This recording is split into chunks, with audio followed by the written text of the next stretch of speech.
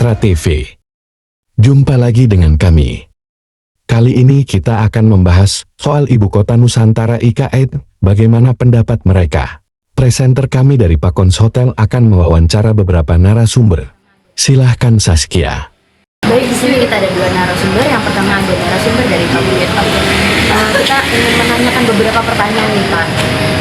Terkait kelanjutan IKN, bagaimana pendapat Bapak terkait visi misi kemarin? Apakah Bapak setuju dengan melanjutkan IKN atau tidak melanjutkan IKN? Baik, terima kasih. Ini pertanyaan dan tema yang sangat menarik. IKN, ya. Ibu Kota Negara, apa namanya? Ibu Kota Negara kan IKN. Nah, namanya juga Nusantara. Yang pasti tanggal 17 Agustus 2024 ini pemerintah terutama Presiden Jokowi akan melakukan dari seluruh bangsa Indonesia yang terutama perwakilan bangsa Indonesia akan menyelenggarakan upacara 17 Agustus di IKN yang berada di Kalimantan Timur. Sebenarnya tadi pertanyaannya soal pemindahan ibu kota negara. Ini temanya sangat aktual, tapi sebenarnya ini tema lama, ya kan? Dari zaman Bung Karno dulu sudah pengen memindahkan ibu kota negara, ya kan? Dari Jakarta sebenarnya pertama-tama pindah ke Yogyakarta. Kemudian ada waktu ada serangan umum 1 Maret itu Republik Indonesia berada di ibu kotanya berada di Yogyakarta. Kemudian rencana Bung Karno mau memindahkan ke kota yang namanya Palangkaraya. Nah, tapi kemudian tidak berhasil dan seterusnya kajian terus dilakukan oleh kalau nggak salah oleh Presiden Habibie, kemudian juga oleh Presiden SBY pernah melakukan kajian-kajian itu dan kemudian dilanjutkan oleh Presiden Jokowi. Nah, kemudian ada kajian-kajian di mana beberapa kandidat waktu itu kandidat kota-kota mana akhirnya jatuhlah yang namanya sekarang berada di Kabupaten Pasir Utara atau Panajam dan Pasir Utara di Kalimantan Timur. Nah, tema ini menjadi sangat menarik. Apapun namanya, IKN ini menjadi magnet bagi daerah-daerah pedalaman ya. Selama ini kita anggap Kalimantan itu adalah daerah-daerah pedalaman, daerah-daerah timur yang kurang mendapat perhatian. Nah, intinya bahwa di satu sisi masyarakat melihat, terutama juga pemerintah sekarang melihat bahwa pemindahan ibu kota memang merupakan hal yang positif. Nah, saya kira poin terpenting adalah itu. Dan kita sekarang berada dalam pertanyaan atau menjawab pertanyaan, apakah pemerintah presiden berikutnya, yaitu Presiden Prabowo Subianto nanti, ya kan, ketika sudah dilantik, apakah akan melanjutkan proyek IKN atau tidak? Saya kira suatu kewajiban pemerintah ya, ini kan ini program pemerintah. Nah, karena itu kewajiban pemerintah ya melanjutkan pembangunan itu.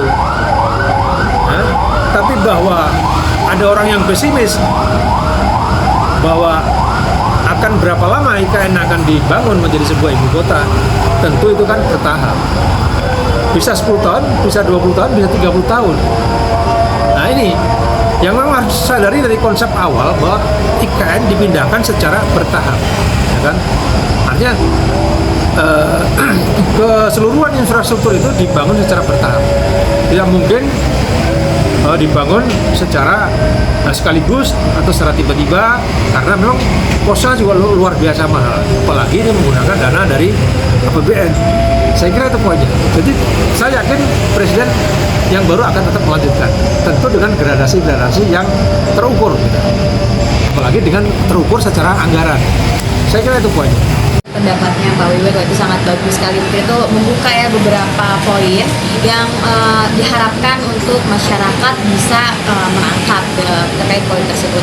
Oke, selanjutnya kita ada narasumber yang kedua yaitu dari latar belakang pengusaha, yaitu yang kedua ada Pak Hanif dari Apikindo ya.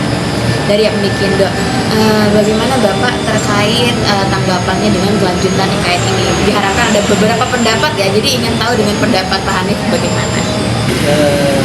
Pertanyaan yang bagus ya buat Mbak Moderator terkait dengan IKN. Ini adalah sebuah good idea. Jadi ya gagasan yang luar biasa sih, menurut saya itu luar biasa. Tapi kami dari Aprikindo, para yang melatar belakang para pengusaha mikro dan menengah, ada banyak aspek yang harus kita perhitungkan juga. Artinya dari sisi itu kita sepakat.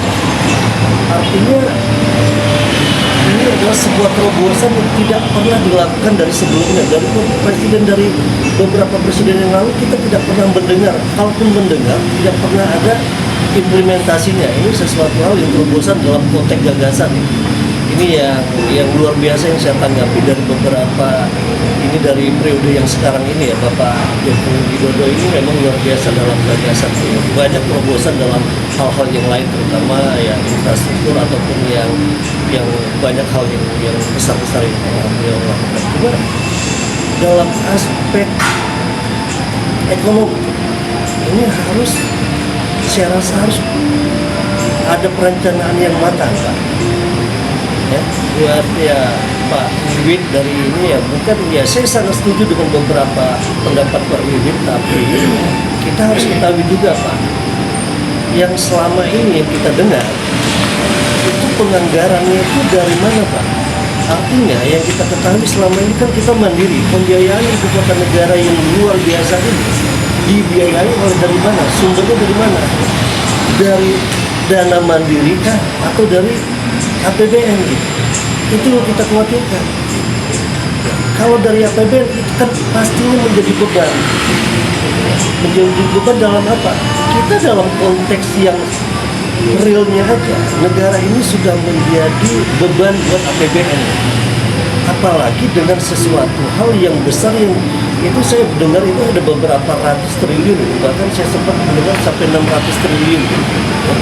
APBN kita tahu lah kisarannya mungkin sekitar 2000 triliun lah. Kalau kita coba mempresentasikan nilai itu berarti saya sekitar ya 30% dari anggaran kita lah. Khusus untuk sementara begitu banyak kebutuhan yang sangat-sangat fundamental, terutama dalam saya kalau yang kita dari para pengusaha ini ya harusnya itu yang menjadi lebih skala prioritas ya. Kita sepakat dengan ide, dengan gagasan yang besar, tapi ya kita juga harus mempertimbangkan ya orientasi kita kemana. Orientasi kita kemana? Ya dengan kondisi yang seperti sekarang ini, dengan beban APBN yang begitu besar, dengan ya saya berharap ada keberpihakan pemerintah kepada ya para pengusaha mikro. Kalau yang big capital seperti para konglomerat ya itu pun mereka kalau saya rasa menjadi masalah juga buat IKN ini sekarang ini. Karena kenapa? Begitu banyak para pengusaha yang diundang, baik itu dari mancanegara, dari luar negeri, beliau sudah berkunjung di mana-mana. Kita lihat itu kan. Ya, artinya fakta-fakta yang ada di media yang apa, begitu banyak dari kementerian, dari apa yang ingin mengundang investasi, tapi faktanya kan ya itu bukan sesuatu hal yang gampang. Nah, karena kenapa? Prinsipnya begini, kalau saya melihat begini, prinsip para pengusaha ini, para orang-orang yang ingin berinvestasi ini ada jaminan nggak? Ya, ada jaminan nggak dari pemerintah terutama ini? Ya kita juga harus tahu juga bahwa ini ada sebuah transisi kekuasaan dari Pak Jokowi ke Pak Prabowo ya. Artinya para pengusaha ini butuh jaminan terhadap investasi mereka. Jangan sampai ketika mereka berinvestasi nantinya kejelasannya seperti apa. Ya, ini menjadi suatu mungkin ya buat mereka menjadi semacam ya tanda tanya lah, big question lah. Ya, saya rasa ya untuk ya sekarang ini saya rasa ya cobalah kita mencoba ya berpikir lebih realistis atau dipikirkanlah secara lebih matang atau kita berhitung ya. Kalau untuk ini ya saya sangat paham tentang konsep ke depan Indonesia, kita harus punya suatu keberanian dan terobosan yang luar biasa. Itu kita sepakat tentang gagasan Pak Jokowi, tapi ya kita juga harus memperhitungkan banyak aspek di dalamnya yang terkait ya baik itu ya masyarakat ataupun ya para pengusaha secara khusus. Saya rasa itu aja dulu. Ini pendapat yang menarik dari para pengusaha dan praktisi. Mungkin kita ingin berpindah ke narasumber lain yang mungkin dari sisi seniman nih. Kita kan sudah mendengar dari dua pendapat tersebut. Kita ingin mendengar kira-kira ada dampak ekses nggak ya, ada dampak positif atau negatif apa dari segi lingkungan dan budaya, Pak? Baik, kita berlanjut kepada Bapak Giting. Saya selaku seniman memiliki sudut pandang yang berbeda. Selaku seniman tidak jauh dari bicara atau berpikir tentang sebuah karya, di mana IKN mungkin akan menjadi sebuah karya besar anak bangsa, karya besar negara. Yang sudah kita ketahui banyak bahwa ada beberapa negara yang seolah-olah kebakaran jenggot atau istilah seperti itu, kepanasan dengan hadirnya perencanaan pemerintah dari awal ingin membuat IKN. Kita tahu sendiri negara-negara tetangga kita sebelah itu, ya, Singapura, Malaysia dan lain-lain. Banyak di antara mereka itu yang memang tidak ada yang namanya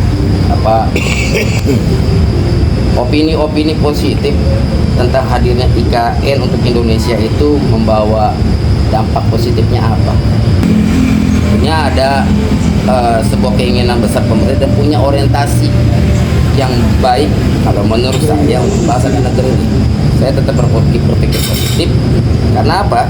Karena kita sudah tahu semangat ingin mewujudkan Indonesia emas di tahun 2045 itu sudah menjadi target atau grand design para anak bangsa, cita-cita anak bangsa dan para pemimpin negeri. Ya memang kita ingin menjadi negara kita ini ingin menuju ke Indonesia emas. Nah, untuk mewujudkan Indonesia emas itu butuh para pemuda-pemuda yang gesit, para pemuda-pemudi yang kompak, brilian, dan juga memiliki entrepreneurship yang sangat canggih. Baik pemirsa, dari para narasumber ini tentu saja ada pro dan kontra, dan kita akan kembalikan lagi kepada masyarakat. Tentunya dari beberapa pendapat ini diharapkan pemerintah akan mengantisipasi ke depannya, apalagi kepada pengusaha-pengusaha yang memiliki kekhawatiran gitu. Bagaimana nanti pemerintah harus membuat regulasi kebijakan. Semoga saja itu menjadi saran yang baik, saran yang akan diolah oleh pemerintah